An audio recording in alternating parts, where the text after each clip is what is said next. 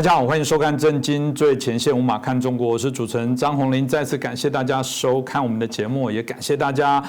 持续的订阅我们的频道，真的非常希望大家更多的支持，更多帮我们来转传做宣传哦。那尤其是我想我们共同有一些信念哦，希望推动中国的一些民主化，希望在整个世界上来讲，我们比较期待的这些比较多的普世价值可以做一些推动，所以就需要有更多的人不断的在做一些努力哦。所以对啦，有些人喜欢我们的原因，也就是我们也不是一个商业的一个节目哦，这靠个广告或者谁给我们钱，然后就说什么话哦，不会，我们讲都是有一些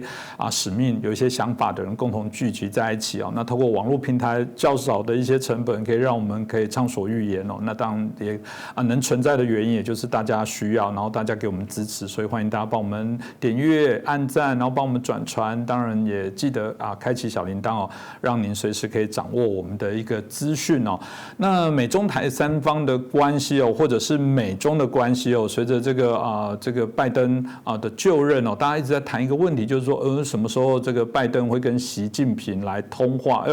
突然在我们这个农历年前哦，这个他们两个通上话了。当然各自的媒体解读不同，有的说很好啊，这个回春啊，这个看到这个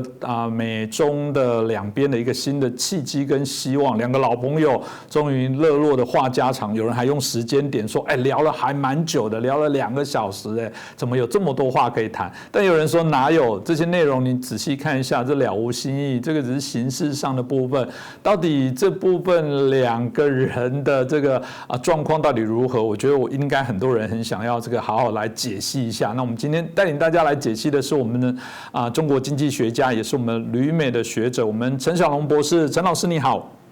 你好，观众朋友们大家好，主持人好。是，谢谢陈老师再次接受我们的邀请哦。那老师刚刚我们提到了这个他们2个人哦，这个拜登、习近平终于通上话，各自解读不大同。那当然啦，比较吊诡或者是特别的部分是，就在两边好像看起来重启合作、全球暖化这是一个非常重要的议题，然后讲了许多应该要关注，可是又好像各说各话，或者是各演各话，感觉像是不是大家都要演一遍，对各自的这些人民来做交代，或者是演给媒体看的。但比较特别是说，不管你台面上这个公布的讯息是如何，我们看到美国国防部针对了这个中国相关的一些战略的部分，又提出了一些对应的一些计划，这看起来有点有趣。有人说，这些计划一旦实施，有可能是我们刚刚提到的中美在有关不管是新的冷战，或者未来在整个所谓的武力上的一个对峙来讲，可能会拉到最高点。老师，您怎么看呢？刚才主持人讲的这件事情，其实比他们习近平和拜登通电话更加重要。就是说。现在我们看拜登上台以后，观察美中关系、判断美中关系比川普时代困难得多。那么台湾商界对此，我想现在也是蛮关注，因为美中关系不仅牵涉到台湾的国家安全，也牵涉到台湾的商界今后在境外怎么样布局。那我想要先说明一下大家今后恐怕要学一点军事知识。因为如果你完全不懂军事，你就可能完全看不懂今天美中军事对抗的实质，也就看不懂中美关系。当然了，台湾很多男生都当过兵本来就有一些军事知识，现在只是需要更新一下而已。那美国，我之所以这样讲，是因为现在美国的这个对中国的政策大体上分成2个侧面，一个是军事部分，一个是非军事部分。那么现在如果是看《纽约时报》、《华盛顿邮报》这些国际媒体，基本上是从外交、政治、经济层面来分析美中关系的未来演变的。但这种角度的一个很大的弱点是说，它完全忽视了中国在对美国发动军事威胁这方面引发的中美2国关系的恶化，还有这种局面会进一步造成对从太平洋东岸一直到印度洋南部这些国家的各个国家都会造成冲击，也严重会低估。就是这个《纽约时报》这些媒体会严重的低估中美双方军事对抗对全球经济还有对国际政治关系的影响，同时会高估外交辞令对中美关系的实质性作用。刚才主持人讲到说拜登和习近平通话，但大多数国际媒体基本上是只注意到他们2月10号晚上2个人通电话了，但是很少有国际媒体把刚才主持人提到那件事，就是拜登晚上给习近平打电话，他上午在干什么？上午他到美国国防部去了，宣布了一件对中国关系非常重大的事情，就是说这件事情可以讲是美国未来的中美关系的一个重要的方面。我下面就是介绍这个美国国防部就拜登去做了什么发布的正式消息。2月10号，美国国防部的消息说，拜登当天上午访问五角大楼，大家都知道是美国国防部和各军种的办公大楼，在五角大楼宣布。拜登宣布说，要正式成立一个由国防部参谋长联席会议、各军种和军方情报部门一共15个人组成的，叫做用来制定美国针对中国的国防战略的一个专门工作组，英文是 Task Force。那么这个工作组的任务是评估美国国防部对中国的军事政策和相关军事项目，应对中国的挑战。这些话讲的还算是平和的啊，我后面可能会谈到一些比这个要严重的话。那么这个工作组的组长是国防部长特别助理，叫做 Eli Ratner。这个工作组国防部给他下的任务是4个月以后给军方高层提出具体的针对中国的美国国防战略的具体建议。那么我需要说明一下，这是美国历史上第一次紧急成立这样的针对中共的军事战略研讨组，这不是做图上演习啊，那是一个全盘的通盘的考量。那美国国防部这个消息说呢，这个国防战略专门工作组承担着叫做突击任务。这个国防部部长，美国国防部部长和副部长认为呢，中国是美国的渐进威胁 （pacing threat）， 然后中国正试图推翻现存的按国际规则形成的印太地区秩序架构，并使用所有手段，企图让这一地区的各国臣服。那么这个专门工作组的任务是检视美国的军事战略、军队运用方式、技术应用、军力配置、部队管理以及情报方面的最高优先目标，同时要评估美国的盟国和伙伴以及他们对中美关系以及美国国防部对中国的关系产生什么影响。那么这个研究组也要和美国政府的各个部门、各个部会保持沟通。那么从紧迫性和重要性来看的话，拜登去宣布成立这个针对中国的国防备战工作专门工作组啊，显然比他当天晚上跟习近平讲那通客气话、外交辞令要重要的多，要值得关注。那么这个工作组的成立和它的使命，折射出中美两国之间军事层面的这个高度紧张关系是已经越来越严重。那么很多国际媒体呢，完全忽略了这个重大消息的意义。这个我看到这个消息以后，马上意识到说，美国军方现在实际上是在认为说，美国国防部已经到了一个时刻，这个时刻是必须立刻着手制定针对中国的国防战略的部署和细节。但是呢，国防部考虑得很细，就是他要具体安排是让拜登到美国国防部来正式宣布。那么这个安排就成立这个工作组，并不是拜登的主意，不是他拜登提议的，是国防部想好了以后安排好了，考虑成熟了，交给拜登，然后由拜登出面宣布一下。这个如果是拜登决策的话，那么白宫会在建立这个工作组之前，事先人员都安排好了，但实际上情况不是这样，情况是拜登去国防部念一下那个建立这个工作组的那个声明，然后拜登前脚刚刚走，马上国防部五角大楼就发消息说我们已经有15个成员了。实际上这15个成员是军方早就内定好的。那么拜登有没有安排人呢？他是到6天以后，他才安排了3个文官到这个工作组去，而这3个人都是川普时代发表过对中共强硬言论的人，所以拜登关于这个小组的人事任命表明啊，这个小组基本上是军方在操盘。那么为什么这个工作组的成立要由拜登来宣布，而不是五角大楼自行宣布？那如果是五角大楼自己宣布，那就是等于是军方公布一个自己的国防计划，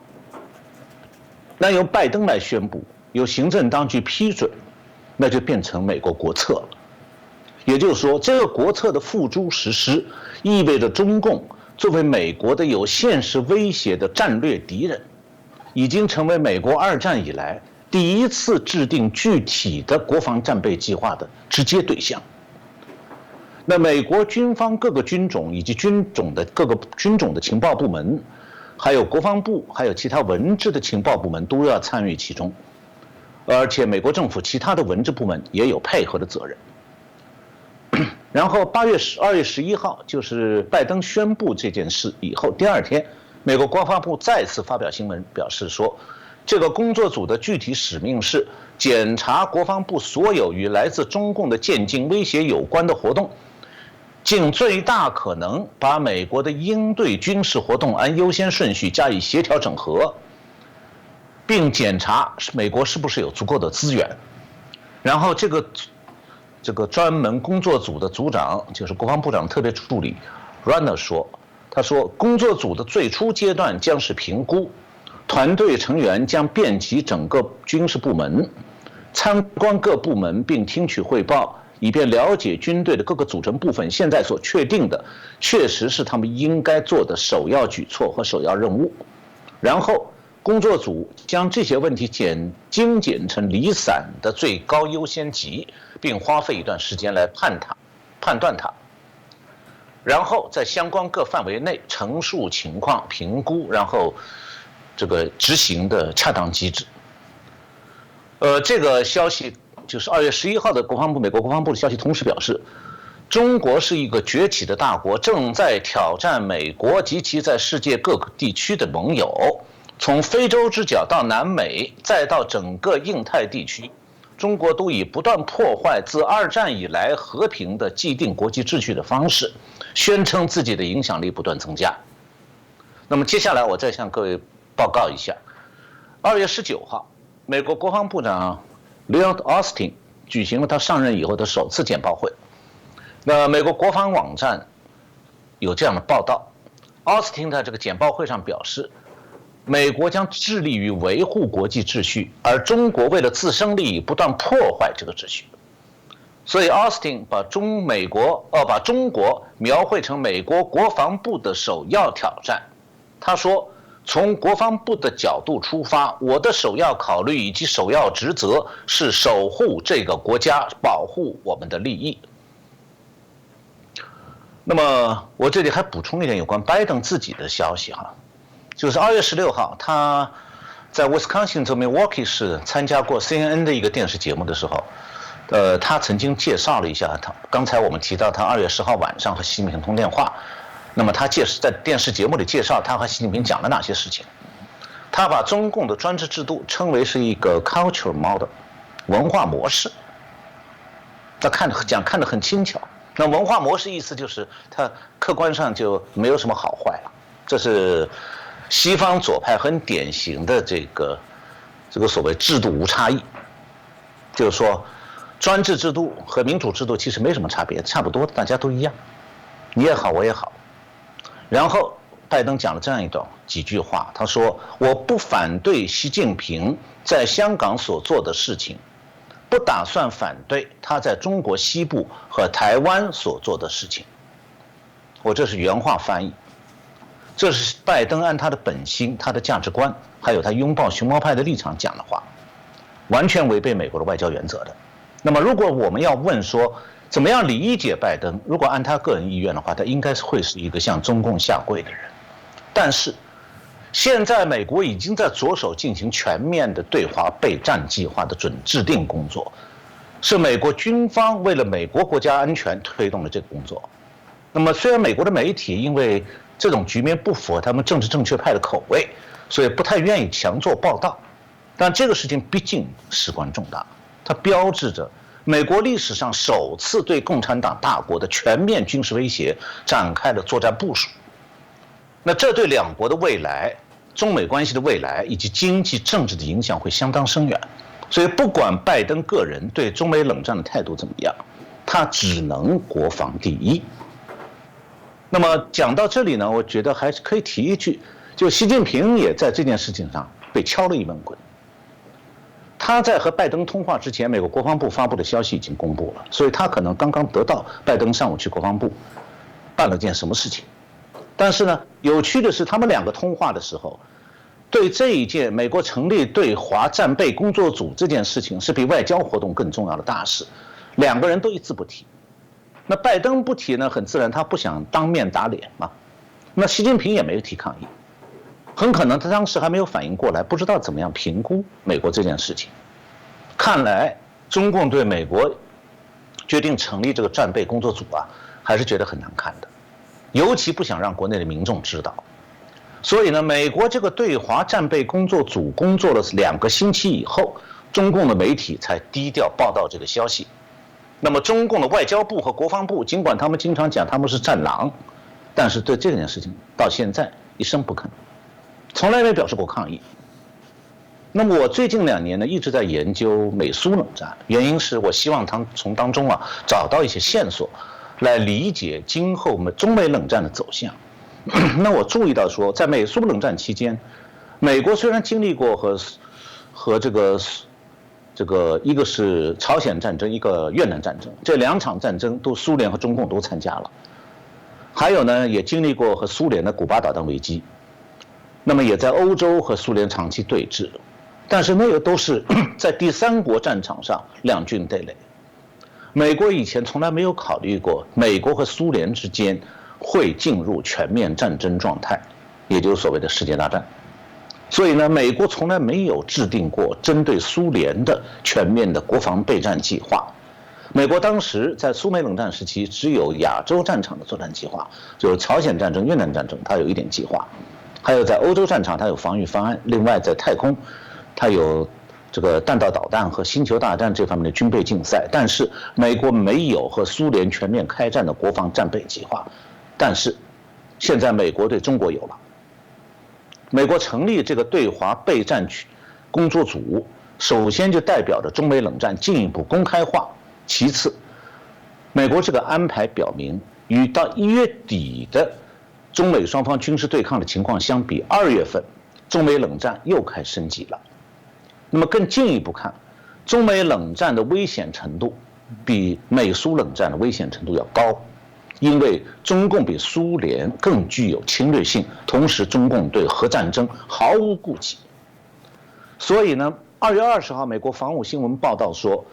美国新上任的主管核政策的国防部一个女副部长 Kathleen Hicks， 她在接受采访时表示说，拜登政府拒绝把不首先使用核武器定成美国的国策，这是针对中共对国际承诺和国际法规言而无信的那种行为所做的决定。因为如果美国做出了也说我不首先使用核武器，那么他做了这样国际承诺，美国就需要坚守承诺。但是如果一旦中共首先使用核武器，那美国又做了承诺不首先使用，那等于就只能被动挨打了。那么为什么美国现在认为中共可能首先使用核武器？我们就要从美国军方的判断来理解它。谢谢老师刚刚的分析哦，其实也让我们刚刚提到核武器这件事情哦。的确不只是刚刚提到的这些美国其他国防部的一些官员，我们看到资料，美国战略司令部的司令理查基本上他也在这个期刊上发表说，这个不排除这个中美的确有可能爆发核战的一个可能哦。这听起来当然很吓人哦。那当然他也针对这个战略，他也提出了一些看法，导致这个部分连续刚刚老师第一个问题看到说，哇，中美的确听起来还不只是冷战，连热战都有可能。老师他在整个文章里面到底提到哪些一些战略的一些观点呢？主持人讲的这篇文章呢，是美国战略司令部的司令，这个 Charles Richard 海军上将，在美国海军那个权威刊物叫做 Proceedings， 今年的2月号刚刊登的文章。他在文章里基本上有个观点，就是说，美国与中国爆发核战争存在真实可能。那我先介绍一下美国战略司令部。美国的战略司令部是美军的联合作战司令部之一，它负责的是空间作战、信息作战、导弹防御、情报侦察监视，还有全球打击、战略威慑、大规模杀伤性武器这些范围。那么它是1992年建立的，就是美苏冷战结束以后建立的。它原来的前身是美苏冷战时期叫做战略空军司令部。然后2002年，这个战略司令部又合并了美国太空司令部。现在呢，这个战略司令部主要是对付共产党国家的洲际核导弹的威胁，它要对付的是，还有要消灭所有来自共产党大国，像中国或者前共产党大国俄罗斯，他们的从陆地发射的、空中发射的、水面舰艇发射、潜艇发射的所有的这些核导弹，都要负责由他们去消灭。预防。那么，理查德海军上将呢？他的个人背景是，他是美国海军的潜艇部队司令出身，曾经担任过欧洲盟军的潜艇部队司令。那么，我讲这个背景的原因是，从大家这里可以想到，他不是轮换到战略司令部去担任司令，和台湾那个参谋总长3军轮换不一样。他是海军上将，潜艇部队司令出身。现在派他去当战略司令部的司令，而不是派空军上将去，说明呢，美国现在最关心的不是中共从陆地上或者空中发射的导弹，他最关心的是中共的战略核潜艇对美国的威胁，那是可能美国认为是最真实的威胁。那么他提到呢，这个实际上有一个大问题，就是美国的导弹防御系统啊，以前主要是防御来自俄罗斯的核导弹威胁，那么现在美国的整个的国防导弹防御系统要完全重新评估、重新部署。现在对抗中共的战略核潜艇的核导弹威胁，成为美国的重中之重。那么理查德海军上将在文章中指出说，自从苏联解体以来，美国国防部已经不再考虑核危机或者与核大国直接武装冲突的可能性。但是他说，当前的环境不再为我们提供这种奢侈了。当今发生大国危机或者直接武装冲突的潜在风险是深远的，我们必须认真思考如何与对手竞争并威慑对手，确保我们的盟友，并适当的塑造未来的联合力量。我们现在不是陷入冷战，而是比冷战还严重的威胁。我这里用慢一点速度把他刚才这一句话强调性的介绍给大家，就不是陷入冷战。美国战略司令部司令认为，美国现在面临的是比冷战还要严重的威胁，来自于中共。然后他讲说，过去这些年，美国的国防部的重点一直放在反恐上面，但是中国现在已经开始使用武力威胁手段，用从冷战时期以来从来没见过的方式，在积极挑战国际规则和全球的和平。比方说，中美冷战期间的网络攻击和太空威胁，都是美苏冷战时期没有见到过的。他们甚至利用全球流行病来推进国家目标。如果任其发展，则会增加发生大国危机或者冲突的风险。我们必须积极竞争，以制止他们的侵略。如果对他们让步，可能会进一步鼓舞他们。当对手的主动行动成为既定事实后，美国被迫决定了是否要接受这种所谓的新常态，也就是要动用军事力量来恢复现状。那么这个文章还讲到，理查德海军上将在文章里写说，中国采取积极行动，挑战民主价值观，并试图塑造全球经济秩序，以造福其国。中国继续在高超音速和先进导弹系统上投入大量资源。它在太空方面的进步，增强了他们的态势感知能力。他在南海建了岛屿，并在岛上放置多种武器系统。解放军的空军和海军部队骚扰美国和盟军的飞机以及在国际领空和水域行动的部队。中国还继续大力投资它的核能力。随着一种具有核能力的远程轰炸机的建成，其战略性的洲际弹道导弹和超弹道导弹将很快成为3合1。中国正在建造新型陆基道路移动的洲际导弹，为其部队提供了更大的灵活性和能力。它的海军的弹道导弹潜艇每艘可以载12枚远程弹道导弹。预计中国的核武器储备将在未来10年内翻番，甚至可能是现在的3倍或者4倍。下面这段话很重要，他说，理查德海军上将说，对中国我们要重视它的行动，而不是其既定政策。尽管自1960年代以来，中国一直奉行所谓的不首先使用核武器的政策，但是这个政策是随时可能在眨眼间就发生变化。北京一直在扩大核攻击能力，为北京提供了全方位的选择，包括有限的使用核武器和首发打击能力。美国必须面对中国日益增长的威胁以及它在灰色地带的行动，首先是必须立即采取行动，为未来做好准备。我们必须在危机和冲突中也能保持战略威慑。美国军方必须将以前自己美国关于核大战的主要假设，从美苏冷战时期的不可能使用核武器，转变成当前的使用核武器是非常现实的可能性，并且采取行动来阻止这个现实。其次，当前我们有几种解决竞争威慑的策略和概念，但很少有人提供关于应该如何实现平衡的深刻见解。作为国防部这个部门，我们的明智的做法是，在解决中国侵略的时候，要建立各个军种统一的努力，同时要了解不同军种需要不同的威慑方法，并尽早将这种思想纳入专业军事教育。第三，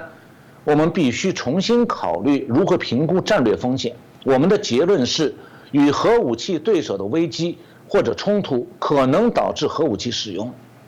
美国战略司令部已经着手修订战略威慑失败风险的评估程序。如果阻止威慑失败了，就是说如果不能够足以有效地威慑中共，那美国将为采取适当行动做好准备。我们还要完善新的威慑策略，以更好地解决危机和冲突。最后，国防部必须重新设计如何优先考虑未来核武器遏制能力的军品采购。我们在这方面的记录不出色。我们必须追求能够保持优势的能力，我们还必须接受具有核大国能力的挑战，要更好地调整国家的资源和军事准备水平，以确保战略安全。那英文的表达呢和中文的这个表达稍微会有一点差异哈，所以呢就是听起来有时候会觉得重点不是很清晰的。那我把它归纳一下，就这个美国战略司令部司令理查德海军上将做了3个战略性判断。第一，中共正在持续扩大对美国的核威胁能力。第二，中共不首先使用核武器的承诺不可靠，随时可能被他自己推翻，因此中共可能对美国首先使用核攻击。第三，美国必须全力备战，防范和遏制中共的核威胁。是，刚才老师提到的部分哦，当我们看到美国国防部相关的报道，其实在最近很多啦。这说真的啦，这个商人无祖国，现在回过头来讲，政治人物感觉已经不是置业，也在做职业，在做自己工作权跟权利的捍卫哦。这是一个我们觉得是一个目前在民主国家同样普遍有这样的一些状况。但我觉得军人最真实的会显示哦，毕竟他就是保家卫国，他最清楚要为谁而战，为何核战，它的敌人应该设定的这个假想敌的目标是最清楚。所以我看到国防部当然有相关的一些报告，当然他们也提到中国甚至有3个方向，甚至都已经超越了美国，然后提出这些警告。美国海军除了刚刚提到的这个投诉的报告，甚至也有一些报告提到了，就是有关对于中国必须要去面对中共的一些重点这部分老师是不是也可以补充？我看到其中包含针对中共的3个报告，到底它揭露了哪些的事情呢？好，我先向大家介绍一下主持人提到这3个报告。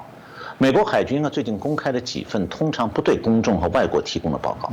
第一份叫做《中国海军现代化》，关于美国海军国防能力的考量，为国会准备的背景和议题。第二份是美国海军的作战部长的海上作战计划。那么第3份报告是海上优势全面整合海上力量与取胜。这3份报告都是针对中国。那么我现在简单介绍一下美国海军如何评估现在中美海军对抗的局势。那首先，关于中国海军现代化的那个报告，就是第1份报告，他是这样说的：他说，在新的大国竞争时代，中国的军事现代化建设，包括海军现代化建设，已经成为美国国防计划和预算必须考虑的重中之重。从1990年代初期到现在，中国海军持续进行了25年的现代化，如今已经成为中国近海区域的一支强大的军事力量，并且在更远的海域开展越来越多的行动，包括西太平洋、印度洋和欧洲各地的水域。中国海军被视为美国海军实现和维持战时对西太平洋海域的控制的一项重大挑战，这是冷战结束以来美国海军面临的第1次挑战。近年来，美国海军采取了许多行动来对抗中国的海军现代化。美国海军把它的舰队的更大比例转移到了太平洋，把最有能力的新军舰和飞机，还有最优秀的人员都分配给太平洋。那么要不断的在太平洋这些美军舰队上维持和增加训练和演习。再就是与印度洋太平洋地区的盟国、美国的盟国和这些其他国家的海军接触还有合作。另外，美国在增加海军的未来规模，开发新的军事技术，并获得新的舰船、飞机、无人驾驶车辆还有武器。同时在开发新的作战概念，比方说要用海军和海军陆战队联合作战的方式来对抗中国。这个意思我不知道各位听懂了没有？这个话的意思讲得很明确，是反登陆作战。台湾应该最清楚这个话的意思了，就是美国海军的陆战队的基地现在在冲绳，它有一个专门的航母舰队，经常在台湾的东北外海，他们要演练的就是反登陆作战。另外，海军还要未来几年要转向更加分散的这个舰队架构，用比较小型的大型战舰、比较大型的小型战舰和无人驾驶车辆的使用，来作为一种新的特征。然后，这个美国海军的这份中国海军现代化的报告指出，中国的大多数潜艇都是无核动力攻击潜艇，但是中国有少量的核动力攻击潜艇，还有少量的核动力弹道导弹潜艇。那么未来几年，核动力攻击潜艇和核动力弹道导弹潜艇的数量会增加。但是它潜艇舰队的主力很可能继续是由这个常规的柴油动力潜艇，就是所谓的非核动力攻击潜艇组成的。美国国防部是这样判断的：2020年代，就现在这个10年里，中国海军计划维持大概65到70艘潜艇，以接近1比1的能力，将更多的老式潜艇替换为能力更强的潜艇。那中国的潜艇力量将从2020年的66艘，其中包括4艘弹道导弹潜艇，4艘核动力弹道导弹潜艇，7艘核动力攻击潜艇和55艘常规潜艇，要从现在的66艘到2030年增加到76艘，其中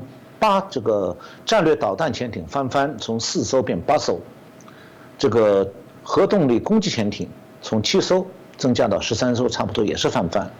然后它的这个普通的柴电潜艇数量不变。到2020年代的中期，中国可能会建造叫做093B 型的这个战略导弹的核动力潜艇，它可能用它的巡航导弹对陆上发动攻击。那么现在中共核动力弹道导弹潜艇装备的这个巨浪2型弹道导弹的射程是7200公里，它从南海可以直接攻击到夏威夷和阿拉斯加。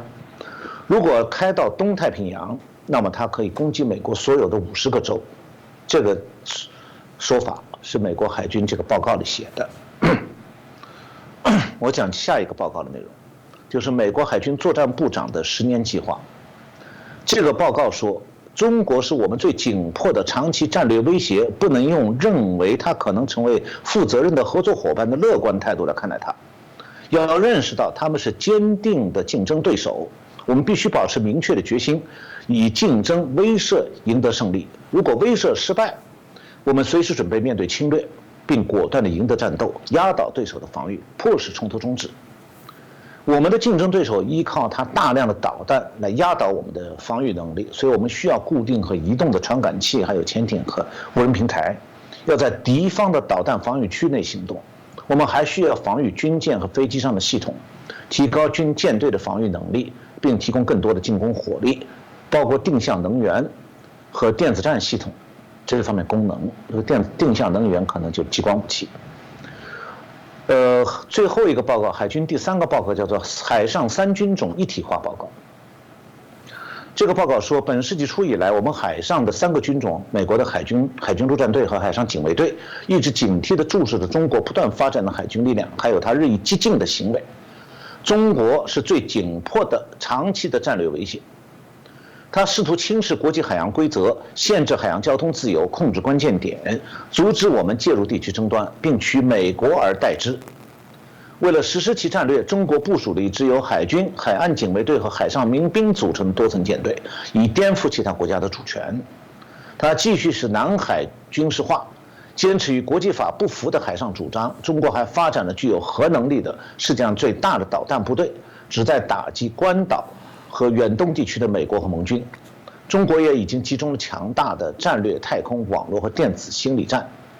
这方面的部队。那中国的做法威胁着美国的利益，破坏美国的盟友和伙伴关系，并削弱自由开放的国际秩序。如果不加以限制，这样的趋势将使美国的海军部队措手不及。要在不发生武装冲突的情况下应对中国的恶性行为，需要有足够的海军能力和海上多军种的整合能力，并要有针对性的应对方案。因为时间关系，我就不多念了哈。那么我就最后介绍一点，中共对美国海军的这3份报告当中，第3份刚才介绍的这个美国3个海军军种的这个配合训练和作战的问题。这个报告，中国海南省政府下面隶属有一个叫南海研究院，它是去年12月29号发表一份评析报告，标题是中美全方位海上竞争的序幕即将拉开，美国最新海上战略评析。那有趣的是，美国海军对这篇报告，中国发表了这篇文章也蛮感兴趣。就中国这篇文章的分析美国海军的报告，然后美国海军又倒过头来分析中国，分析他们自己报告的中方报告。然后今年2月19号，就几天前，在美国海军的官网上，他发表一篇翻译的文章，标题叫《中国对美国海军新战略的评估》，这是全文翻译刊登中共这篇文章，没有加任何评论。不过从这件事可以看得出来，中美双方这个反应啊，现在是彼此对另外一方的一举一动都高度重视，随时紧盯。这个大概就是现在中美冷战的当下的节奏。是。听老师刚刚分析的部分，其实也不只是美国自己本身啦，包含这个我们看到澳洲前总理陆克文他也曾经发表一篇文章，提到了如何防止美中对抗而产生的这些相关衍生的一些灾难里面当然很多的评论，最主要他的观点从2020开始，未来10年是一个非常严峻的10年，当然也提到了这个台湾是这个美中对抗这个多年骨牌里面的第一章当然也大家也会在讨论说，真的吗？这个到底这个澳洲前总理陆克文有没有高估了这个中国在经济或者科技上面这些实力？老师怎么看呢？我觉得他倒是没有高估，他是这么说，陆克文是他的这个中文名字，一个澳大利亚人有一个中文名字，他的英文名字是 Kevin Rudd， 因为他是拥抱熊猫派，所以很喜欢中共，他曾经担任过澳大利亚总理。那么对他有这样一些观点，就是他在今年2月12号的美国这个外交事务杂志上发了一篇文章，叫做 "Short of War: How to Keep U.S.-Chinese Confrontation from Ending in Calamity"， 就如何防止美中对抗陷入灾难。他开头就是刚才主持人介绍这个说法，他认为中美两国现在进入危险的10年。那么但是他的立场啊，不是站在美国这边的，也不是澳大利亚那边，他站在中国这边的，所以叫他拥抱熊猫派。他说中国是个大国，对中共来讲，国家大总会占起便宜的。那如果华盛顿决定和中国经济公开脱钩，并且公开的对抗，那么世界上每个国家都被迫要站队，那么冲突升级的风险自然会上升。中美两国需要考虑当年美苏冷战的时候古巴导弹危机之后避免危机升级和避免战争的经验。他呢是试图给美国和中共各打50大板。其实美国一直就重视美苏冷战的经验的，那不管不顾的不是美国，是中共啊，他没有批评过中共。当然他这个陆克文也承认说，习近平的战略是不断扩充军力，让美军不愿意在台湾海峡打一场可能输掉的战争。而且他还说，习近平认为美国正在衰败，分裂的政府无法解决美国的基础设施、教育和科研问题。习近平也很在意中美经济脱钩的损失。那么陆克文当然是偏向中共的，对中共的同情十分明显。同时呢，他再三强调美国要来管控美中冷战，意思是说，你们美国不要老是和中共对抗嘛，让它发展好了。那背后的意思就让它威胁美国好了。我觉得呢，这篇文章反映出一个很典型的，就是拥抱熊猫派的文人，他不懂得冷战对抗的性质，思维就有局限性。首先是他不懂得美苏冷战，他就更不懂中美冷战。中美冷战的实质是中共运用战略核潜艇威胁美国，用核威胁。所以对美国来讲，美国现在在第一岛链防堵是唯一有效的办法，所以美国海军是必须前出到台湾海峡和南海来保卫美国。那么陆克文怎么看呢？他是用地缘政治的陈旧思维，把台湾理解成中共想征服的目标。所以说，意思就是，如果这个中共打台湾，美国可能不一定能扛得住，扛不住你就不要打就是了，让他打台湾嘛。这是他的观点。那实际上，中美冷战当中，我刚才讲这个中共用核潜艇威胁美国，所以台湾实际上现在是美国的国防第一线。如果共军的核潜艇可以在台湾海峡还有台湾周边海域自由活动的话，那就意味着中共的核潜艇可以自由挺进到美国西海岸地区威胁美国。所以从这个角度来讲的话，这个美军必须在第一岛链防范核潜艇。那么很多人讲，美国不是有好几道防线，第一岛链、第二岛链，这个概念需要重新更新了。第一岛链、第二岛链在航母时代对防范航空母舰编队是有用的，但是在核潜艇时代，第二岛链对防范核潜艇没有用处了。原因是限于第二岛链周边都是深海海区，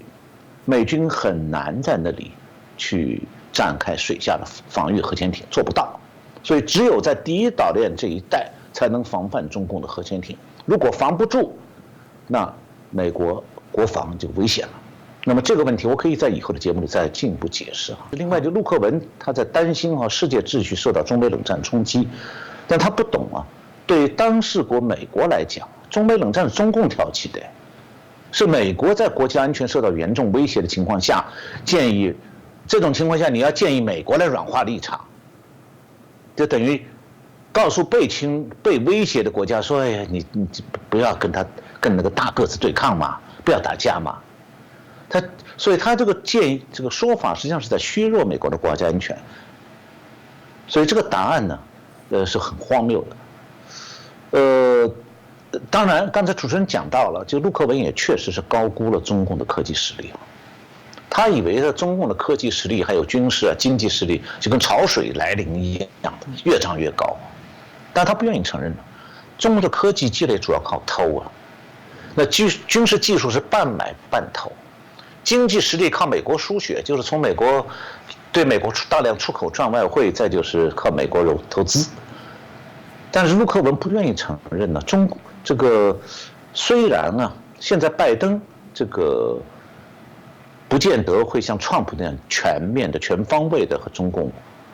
同这个和川普一样力度的对抗，但是他也不能够对中共恢复输血的做法。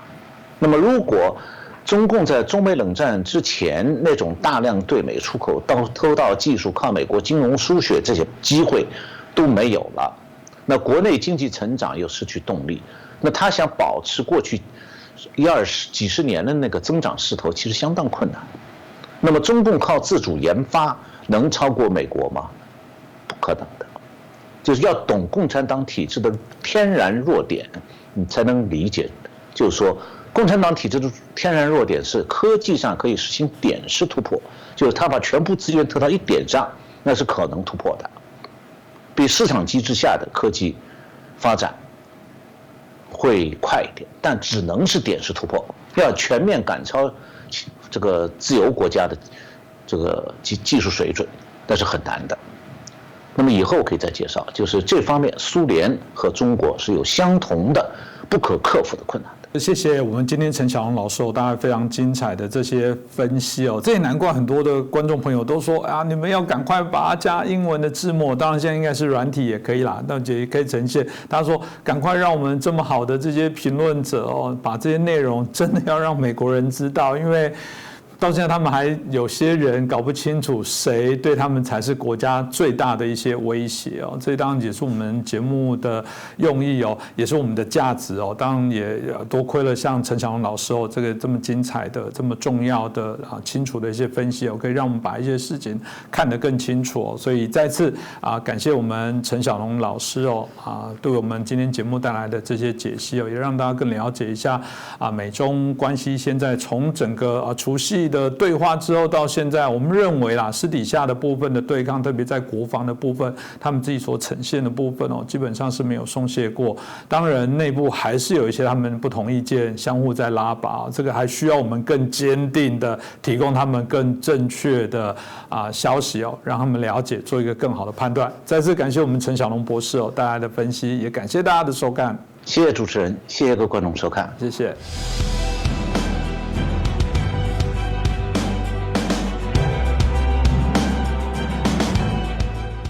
大家好，欢迎收看《震惊最前线》，无马看中国，我是主持人张宏林。再次感谢大家收看我们的节目。最近呢，我们发现这个习近平开始比肩自己是毛泽东，甚至看起来他甚至想超越毛泽东，造成自己一个不朽的历史的一个定位哦。为什么这么讲呢？当然大家会看到美国经济学人的部分最近有出了一篇刊物，在谈到这个台海之间的一些相关的问题哦。他当然也探讨到包含美国国力的消长，跟如果中共真的要进犯台湾，要来占领台湾，要来攻下台湾，他付出的代价到底会是多少？甚至他说，如果万一哪一天看到习大这个坐着他们这个大礼车在台北街头巡礼的话，他说这可能会不会是发生这样的一个机会呢？我想这个值得我们来思考一下，到底为什么经济人会有这样的一些报道哦？那我想也是我们台湾的朋友会非常的关注哦。那今天很开心邀请到2位评论者，首先是我们日本产经新闻台北支局长我们石坂民夫先生，你好。是另外是我们军事专家吴明杰先生。大家好，是我想一开始我们就请教一下石坂先生哦，因为有人说毛泽东当然是现在这个习近平把共产党中国共产党他的神主牌哦，当然现在习近平显然不只是要追随他，好像也想要超越他哦。在我们最近看到的许多的事情，包含纪念华国锋哦，华国锋如果大家了解的部分，当初哦，当然他某种程度被认为是较为保守守旧的部分，现在扩大来做一些纪念哦。大家有点感觉是，他是不是要再回复了某些过往共产党这种我觉得更加严厉保守、更加的这种我们看到的一些不同的一些作为。有人说，哇，这个毛泽东当初没有完成的这些国共内战是不是我们习近平要这个终结1949年之后的这个国共内战到底会怎么样的一些发展那为什么他会如此高调来纪念这个华国锋这部分石板先生你怎么看？我觉得就是说，你看习近平嘛，他其实呢，我觉得这次纪念华国锋的话呢，其主要的目的呢，就是说他要否定邓小平，然后呢，否定中国的就是改革开放这个路线，然后呢，就是重新书写中国共产党的历史，然后呢，提高自己的历史定位和党内的这个影响力。我觉得这是一个他最大的一个目的。那么为什么要怎么叫否定邓小平呢？就是习近平其实最近呢，他在比如说经济方面，他一直推行国进民退嘛。就是说，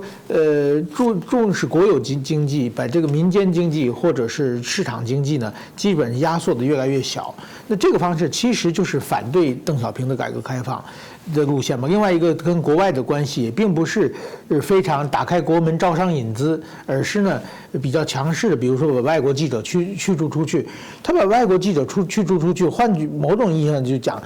就是说。因为外国媒体要往中国投资的所有人的判断都是外国媒体嘛。如果是日本企业，我不可能看着你人民日报、新华社，看完以后我来判断要不要中国投资，一定要看我日本的朝日新闻、产经新闻、读卖新闻，然后来判断嘛。那么如果你把这些记者完全封杀掉了，不许他们采访，或者有不听话记者就驱逐出去的话，那么日本的媒体就不可能报道一个真实的中国，那日本的企业也就不会往中国投资了嘛。所以说这个是跟邓小平当年的改革开放是完全相反的一个方向。那么习近平他到底想做什么？华国锋呢的历史定位，华国锋基本上华国锋路线是被否定了。毛泽东1976年去世之后呢，华国锋打出的旗号呢是继承毛泽东路线，继承毛泽东。结果呢，邓小平跳出来以后说你这个路线不可以的，毛泽东路已经走不下去了，就把华国锋完全否定以后呢，开始了自己的改革开放路线。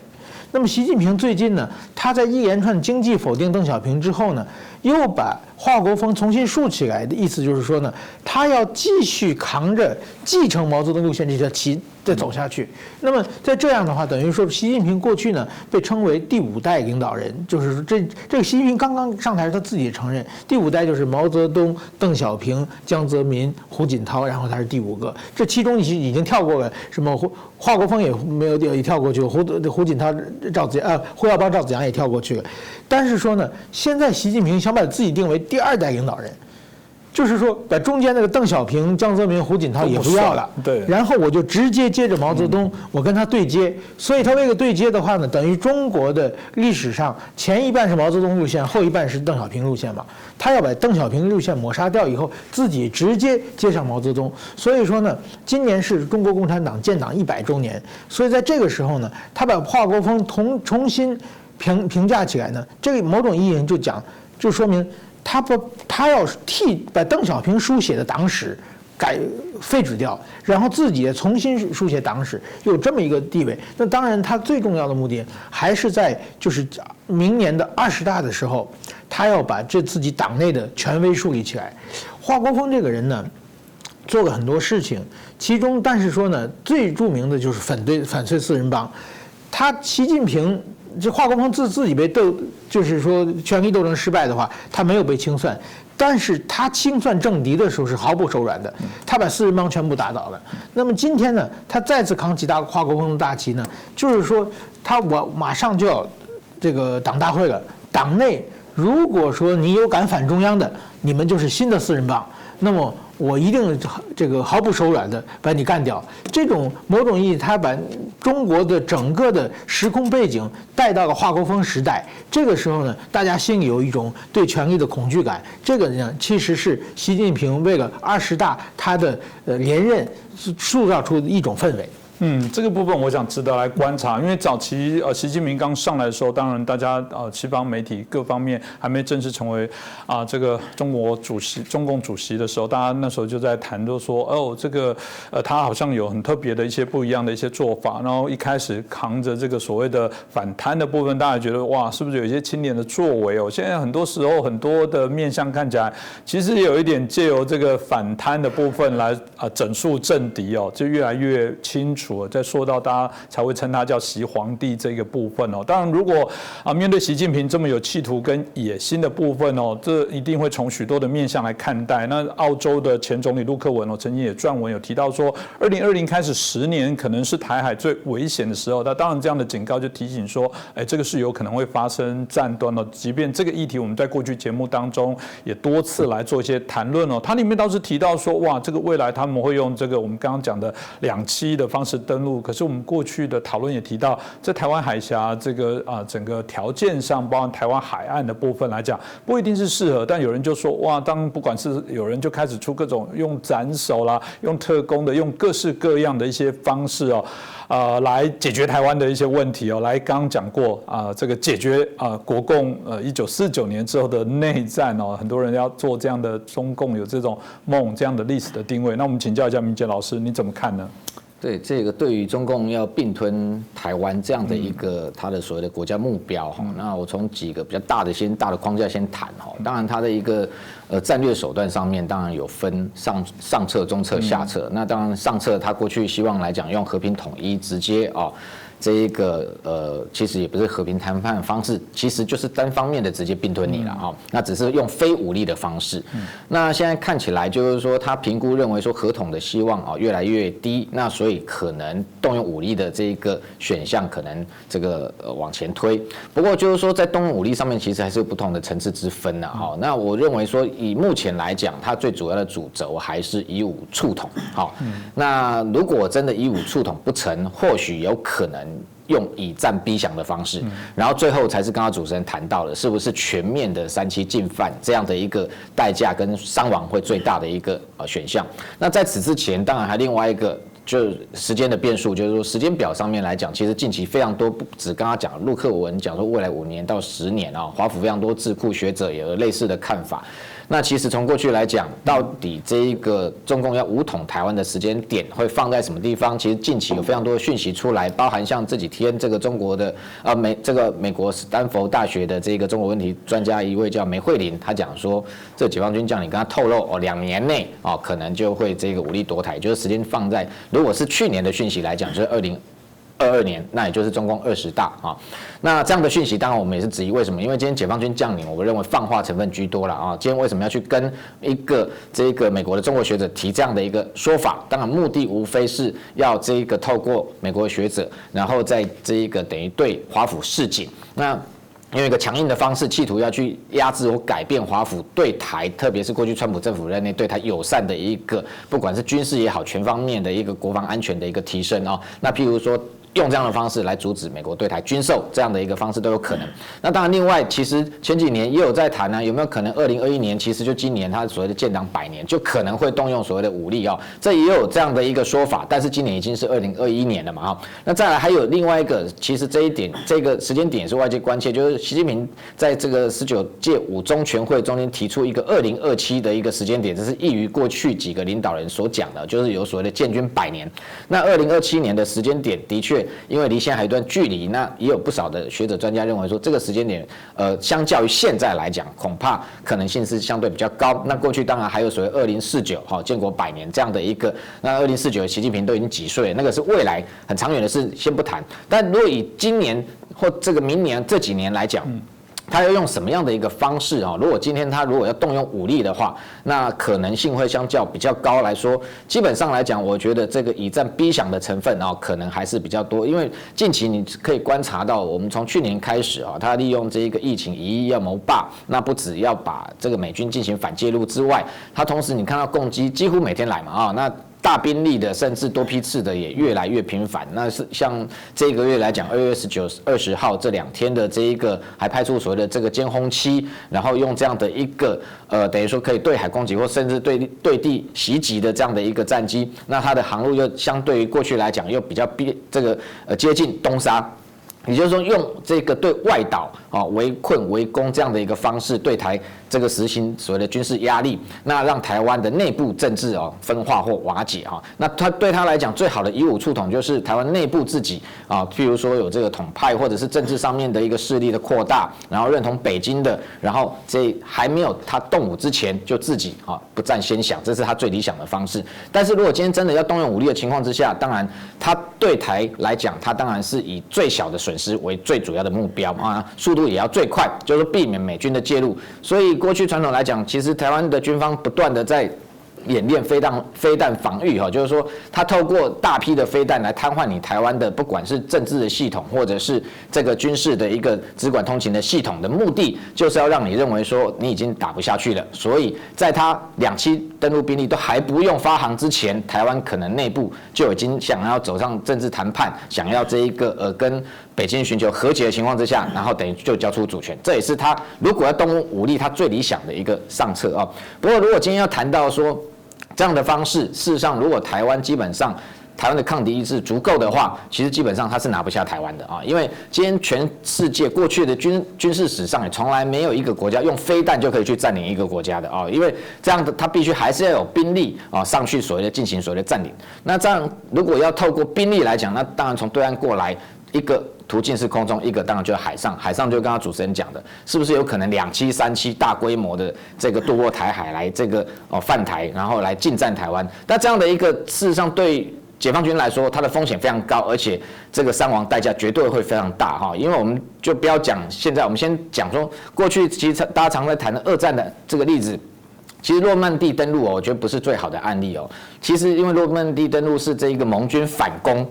那其实真的要看的应该是当时德军在1940年本来一度要透过海空的兵力这个等于说进犯英国那时候所谓的这个海事计划，那其实在1940年的时候，那时候德军曾经一度多次空袭这个英国，包含像伦敦在内。那时候派了高达480架的轰炸机，用1000架的战机来护航。那这个对英国的几个这个基地都进行所谓的这个空袭。那后来持续的进行所谓的战略轰炸，但是我们看到当时那时候丘吉尔不是率领英国就不这个完全这个不妥协，然后也不接受这个德国的这样的一个武力攻击的情况之下，其实后来本来德军一度要打算动用海上的兵力，其实所有的计划都已经做好了，但是因为评估这个成功的这个可能性极低，所以后来就放弃了所谓的这个海事计划。所以你可以看到整个2战的过程中，其实真正德军并没有这个对英国进行所谓的2栖进犯。那当时我们看到那时候其实要渡过英吉利海峡，其实英吉利海峡才34公里我们的台湾海峡有130公里那当时这个盟军如果联合了这种将近超过12个国家，动用了280万的兵力，那在诺曼底登陆来讲，当天至少在海上兵力15万，空中还有这一个所谓那时候这个101空降师，在敌后空投也16万，至少第一波就动用了30万的兵力，就到最后当然也付出了这个惨痛的伤亡代价。所以这样的一个2栖犯台的一个模式，如果放在现在，它的难度绝对要比2战的时候这个诺曼底登陆也好，或者德军的海事计划都要来的困难，可能超过10倍以上那特别是台湾自己的一个防御能力，也不是这个解放军可以低估的那刚刚讲到说，除了如果今天不用所谓的这个大规模的2栖登陆、3栖登陆来讲，它是不是有可能对台进行所谓的斩首行动？那斩首行动的确，他过去在蒙古的朱日和基地已经打造这个跟台湾总统府很像的一个这个区块，在那里进行所谓的类似的一个斩首行动的演练。那当然不能排除说他的这样的一个特工斩首也是他对台作战序列中间的计划的一部分。但是是不是能够仅透过这样的一个斩首行动就把台湾拿下来？我觉得也不尽然，它的风险也是非常高，因为台湾基本上台湾的这个政军高层，其实我们过去有很多的政军兵推过去采访其实都有了解，所有的职务重要的政军领导人都有他的代理人，而且他的一个遭遇到解放军袭击的过程中，绝对会有不同的分散的指挥所，不会只有一个指挥所，也就是说，不会只有一个地方可以让你袭击之后就群龙无首，它会有一个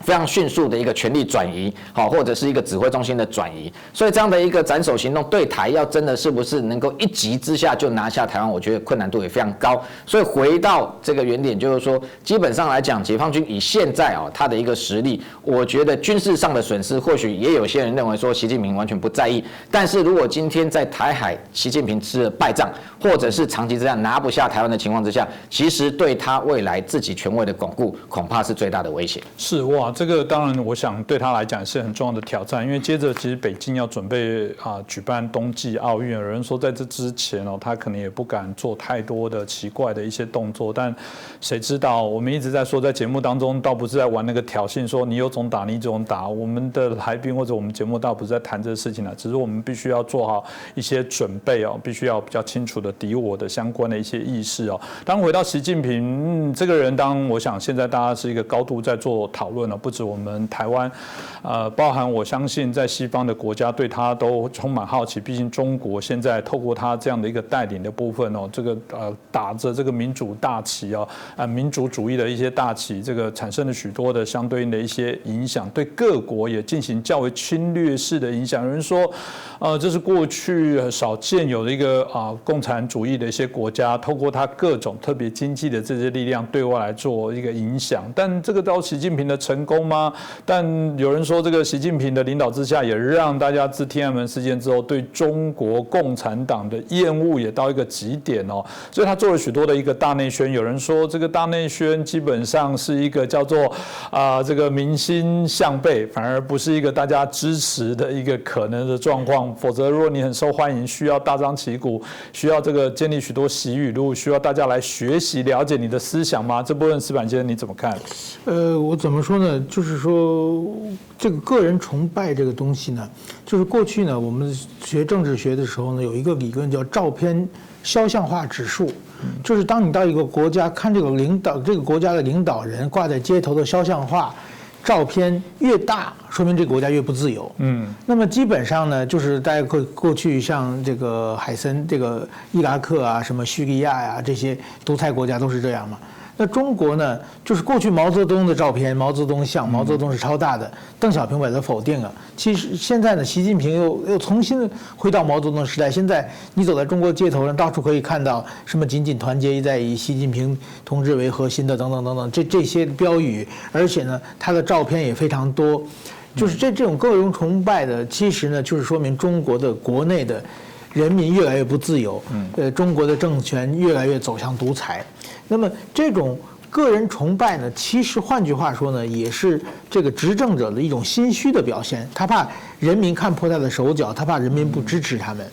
那么毛泽东呢，他搞个人崇拜，当然有很多的理由了。但是毛泽东呢，至少呢，他是一个怎么说呢？是一个理论上有自己独自的理论，又有自己的政治理念，而且呢，他在中国就是共产革命的过程中和中国建国的过程中呢，有很大的这个威信。这一点呢，是毛泽东的这点是很难否定的。所以对毛泽东的个人崇拜呢，某种意义讲呢，当然是也有一群别有用心的人在煽动起来。但是很多当时的中国民众对毛泽东的崇拜呢，是比较这个质朴的一种感情。但是现在习近平这种个人崇拜呢，完全是他自己创造出来的。就是说，首先呢，习近平呢，他没有什么政治理念。在中国，你看习近平，习近平谈治国理政的书出过非常非常多的本，我也都读过。读完以后，书本和尚什么都记不住，他的东西都是非常空的，都是没有的。那我们讲习近平，比如说我们讲毛泽东语录，毛泽东讲的话。很多大家我们可以到今天生活中还可以引用的话，确实是，比如说什么实事求是啊，什么枪杆子里出政权呢，什么讲了很多的这个话，确实是很多人一般人觉得是很有道理的。但是习近平到现在他的习近平语录，哪一句话有道理，哪一句话能够脍炙人口，能让大家随便说，是完全是没有的。所以说呢，有人说这历史呢会重复2次，这是黑格尔说的。第一次是悲剧嘛，第二次是闹剧嘛。我觉得中国现在正在上演这么一场闹剧。那么习近平呢，比如说你看习近平至少。按毛泽东来说，毛泽东至少他把中国建国嘛，他那么艰难的内战他打赢了，然后把中国建国，然后呢自己不管怎么说推动一个文化大革命，虽然结果很惨，但是说至少他推动文化大革命有一定的他的理念，他想实现的东西等等等这些东西可以看出来的。那么习近平他到底做了什么呢？习近平这几年下来以后，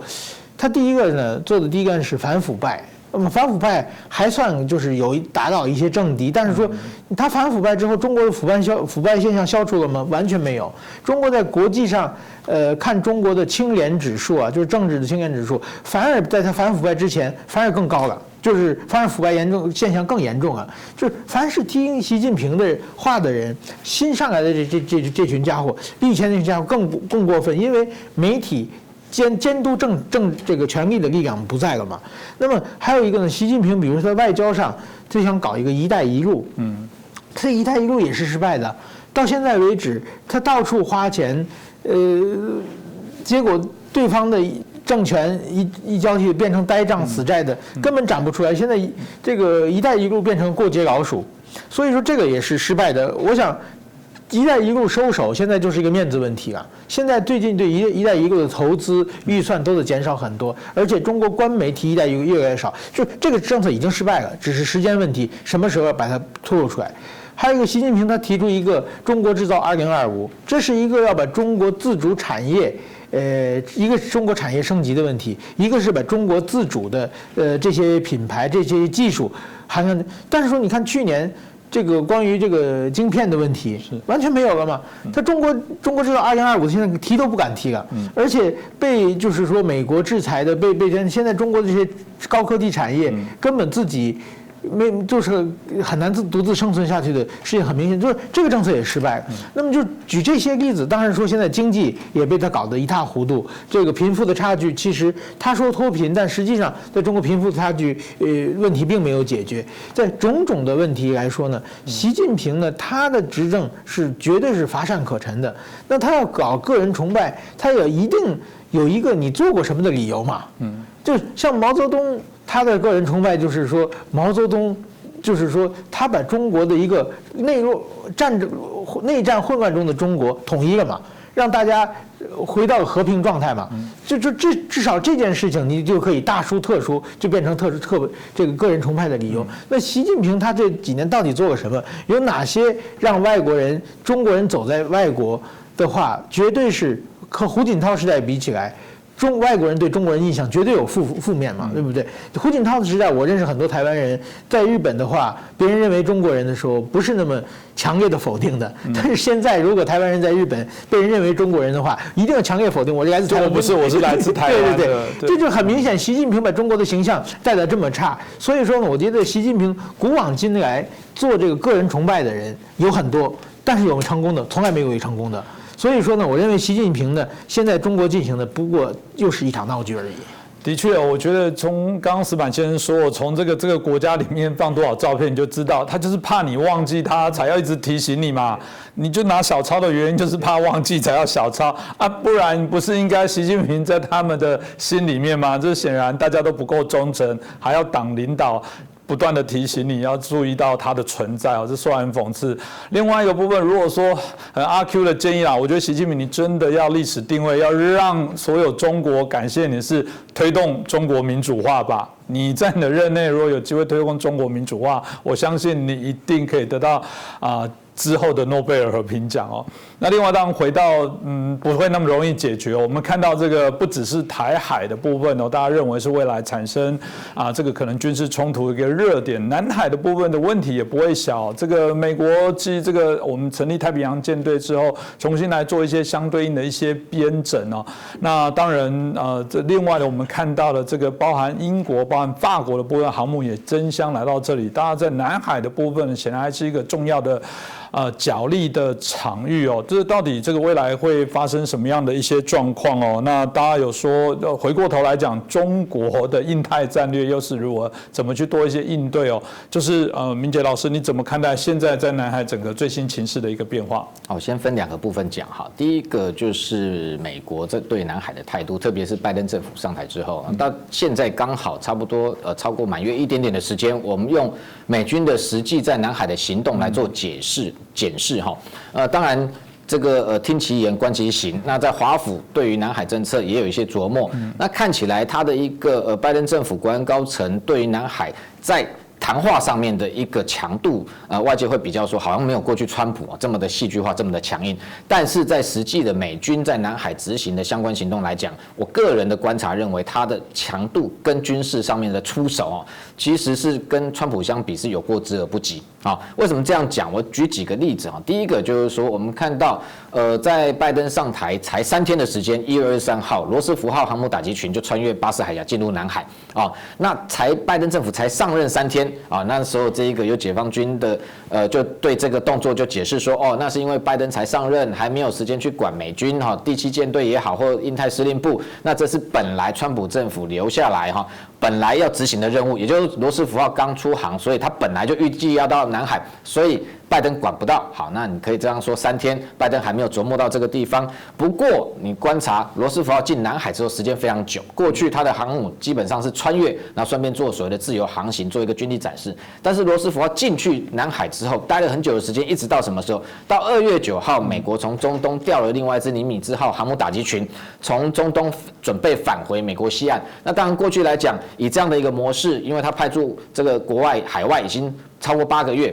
所以返航过程中，他经过南海，的确他也会做一个军力展示，但是这时候他就跟罗斯福号航母打击群2个双航舰又进行了一次这样的一个高规格、高强度的一个海上的一个军力的一个示威。那对这一个中国来讲，当然这样的动作，你如果已经说先前是这个拜登才上任3天，现在已经过了半个月了，还做这样的动作，那这中间可能就表示说拜登其实是默许的因为这样的一个。等于说战略部署双航舰的一个高强度的一个部署，不可能没有美国的这个总统同意，必须军方一定是跟他面报。那如果总统没有意见的话，军方当然会继续相关的计划执行。那这样的双航舰的一个演练，其实上一回是什么时候？是在去年2020年的7月4号，那时候其实还在川普政府任内，所以那时候是动用了雷根号跟这个罗斯福号，也在这个区块抱歉，罗斯福号跟这个雷根号跟尼米兹号，那到现在其实也才相隔8个月。如果以双航舰在南海出现的频率来讲，这也是非常高。过去来讲，可能1-2年也许会出现一次，其实这个机会不大。但是这么短的时间之内，而且中间美国还换了新政府，还同样执行这样的一个高强度的军演，那就表示美国的南海政策某个程度到这个时间点并没有任何改变。同时，其他包含像在穿越岛礁的行动上面也是一样。那2月5号麦肯号。他就马上就穿越西沙，然后2月19号另外一艘罗素号本来就是这个罗斯福号航母打击群中间的一艘这个伯克级的护卫舰，它也在这个等于在南海的军演过程中，它就直接穿越南海岛礁12里。那等于说这样的动作其实等于半个月时间，1个月之内就穿越2次，这样的频率其实还超过川普政府。川普政府过去以2020年来讲，最高的频率也就是1个月穿越1次。所以从这些动作，你就会发现说，这一个拜登上台之后，在南海的政策上面，怎么似乎并没有放软，而且如果以才满月来讲，1个月之内就做了这么多的军事动作来说，那这个我相信北京是出乎他意料之外的。那同时在台海的部分，其实也是一样，美军的这个军舰又穿越台海，那这个频率也非常的高，因为上一回同样是这一艘麦坎号，就是刚刚谈到说2月5号穿越西沙的这个麦坎号，它2月3号才由北往南穿越台湾海峡，那今天又第2度穿越台湾海峡，这等于拜登政府上台之后1个月内就出现2次美国军舰穿越台海，这样的一个穿越的强度，其实跟川普政府任内在去年来讲有2次，2次到3次，是1个月内有2次。不过以拜登来讲，才上任就发生这样的一个穿越台海的动作，等于说让北京也必须重新评估拜登在台海跟南海政策上面是不是如先前外界预料说会相较于川普政府来讲会放软，那事实上其实并不尽然。那同时除了美国或者是台湾本身，其实国际对于这个南海的行动也纷纷加大力道。那过去我们其实去年还在这个川普政府任内，当然那时候我们就已经看到有所谓的英国、德国、法国的军方就已经有透露讯息说，会准备在明年，也就今年的2021年会派舰，那到南海进行自由航行。但是你也会发现说，这样的一个行动并没有受到美国政府换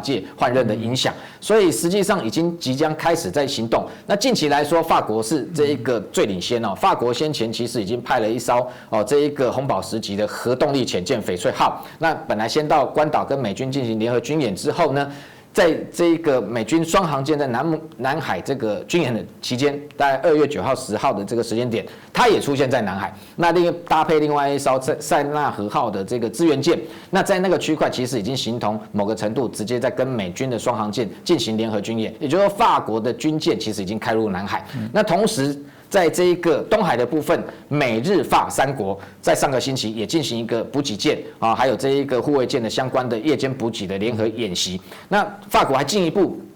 这2天的讯息是说，它的唯一这个全球就除了美军尼米兹级核动力这个航母之外的一艘法国的戴高乐号核动力这个航母，也即将在4月要准备进入印度洋，那要跟印度进行联合军演。那当然未来不排除进一步就直接进入南海。那现在比较明确确定的是说，这个法国国防部已经决定要派它的西北风级的雷电号还有相关的护卫舰，在5月准备要进入南海，然后跟美日2国共同来联合演习。那英国更不要讲，英国去年就开始已经进行准备，它的这一个等于说全球唯一一艘双舰岛的这一个航母伊丽莎白女王号，那去年其实已经跟美军的 F-35B 的战机在不断的进行联合演训，现在上面搭载了至少12架以上的美军的一个这个 F-35B 战机，未来也将进一步在近期就会这个到印太地区来巡弋。所以你看到这么多国家，连法国、英国都加入，那德国也不要讲，德国其实去年已经宣布今年就会派舰到印太地区。那同时还有一个国家叫加拿大，加拿大其实去年就已经开始跟美日进行联合的演习，今年也会跟美日进行所谓的类似夺岛的一个操演。所以你看这么多国家，如果加上原本川普政府任内他国务卿庞培友打下的一个美日印澳4方对谈的基础，你可以看到这4国的外长先前也还是照样在进行所谓的4方对谈的一个相关会议，美日印澳再加上什么？这个英德法加总共几国？8国。所以我认为说，这个新的8国海上联军其实已经形成了那对于中国的一个对外步步进逼，特别是企图要并吞台湾也好，要阻挡南海也好，或者是在边界很多的冲突，都用这种强硬的姿态、军事的手段。那对很多的其他包括欧洲国家，对美国用所谓的渗透的方式，企图要去掌控全球、全世界，要取代美国霸权，这样的一个姿态，其实已经引发这个各国的一个反弹跟反制，所以未来我都认为说，不止8国联军，天下为公的态势可能都慢慢形成。我们在台湾过去在一些竞赛里面不管是选举啦，或者是一般这个民间公司的这种活动里面比赛里面，都说有猪队友，就这种就叫做成事不足，败事有余刚刚听了2位老师这样介绍，我都觉得，习近平会不会是中国共产党的猪队友？就是说，反而让整个中国共产党某种程度更加速它被大家看透、看清甚至当然有可能加速它分裂。如果从这个角度来说，虽然这个没有达成他原来习近平的目标，不过可能顺利的可以解决全人类期待中国可以民主化的目标。谁知道呢？搞不好那时候大家会感谢这个，还好有习近平接手，让中国的民主化更快，让全世界更早惊醒中国梦。习近平的这个中国梦，事实上是非常的危险今天再次感谢我们石板先生，谢谢我们明杰老师带来我们这么精彩的分析，也感谢大家的收看。也拜托大家，如果对我们节目非常的好，帮我们转传，帮我们订阅，帮我们按赞，分享给更多的好朋友来收看更优质的节目。我们会继续努力，也欢迎大家留言其实在我们每次的节目播出之后，底下都有非常多的一些批评、建议跟指教很多人语重心长，甚至直接写信到我们的信箱，给予一些非常好的一些观点跟看法。未来我们有机会，我们都有收到，未来有机会我们也会在节目当中分享给大家。那当然就是还是一样，大家的支持就是我们继续做一个更好节目的动力，希望大家会喜欢，也感谢大家的收看。